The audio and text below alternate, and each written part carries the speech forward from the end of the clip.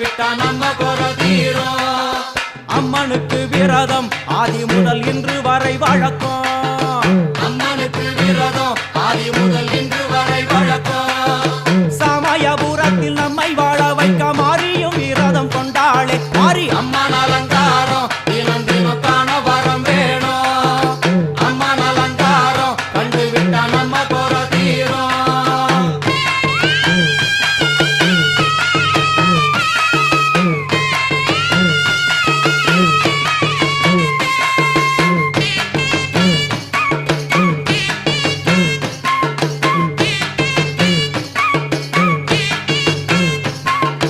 ஜாதி என்ன ஜாதி அம்மனுக்கு அன்பு ஒன்றே